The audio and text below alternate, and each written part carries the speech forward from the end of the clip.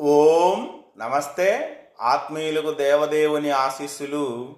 ముక్కోటి ఏకాదశి శుభాకాంక్షలు.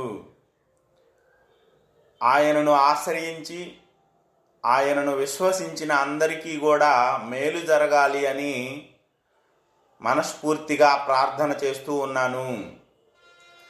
ప్రతి సంవత్సరము ముక్కోటి ఏకాదశి రోజున దేవతలందరూ కలిసి వైకుంఠ రాజ్యంలో ఉన్న ఉత్తర ద్వారం గుండా దేవదేవుణ్ణి దర్శిస్తారు అని పురాణ వచనము.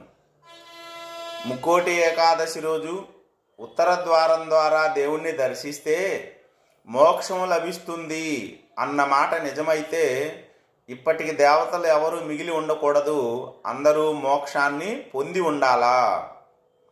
దీనికి వేరే అర్థం ఉన్నది, అది మనం గ్రహించాలా.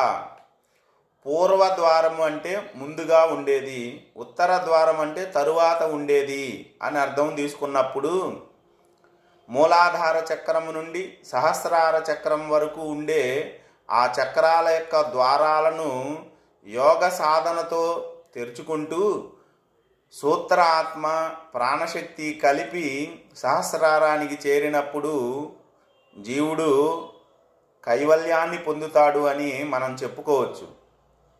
ఇక ఆ మహావిష్ణువు యొక్క పదం అనే దానిని తెలుసుకోవాలి అంటే మనకి కొన్ని అంశాలు ఉన్నాయి. అవేంటంటే ఆప్నోతి తద్విష్ణో పరమం పదం అని కఠోపనిషత్తు 1వ అధ్యాయము 3వ వల్లి 9వ మంత్రం చెప్తా ఉంది.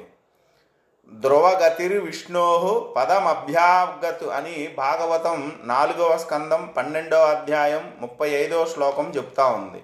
తద్విష్ణో పరమం పదం అనే మాట కూడా 26వ శ్లోకం చెప్తా ఉంది. 4, 12, 26 భాగవతం.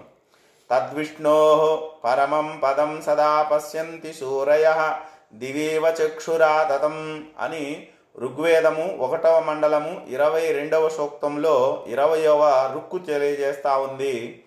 ఇక భగవద్గీత ఏం చెప్తా ఉందంటే యద్గత్వా న నివర్తంతే తద్ధామ పరమం మమ అని 15వ అధ్యాయం 6వ శ్లోకం తెలియజేస్తూ ఉంది. ఇంత గొప్ప విశేషం కలిగి ఉన్న ఆ విష్ణు పదాన్ని మనం చేరుకోవాలి అంటే భౌతిక ప్రపంచంలో ఉన్న దేవాలయాలలో ఉన్న ఉత్తర ద్వారాల ద్వారా దర్శనాలు ఇవి సరిపోవు.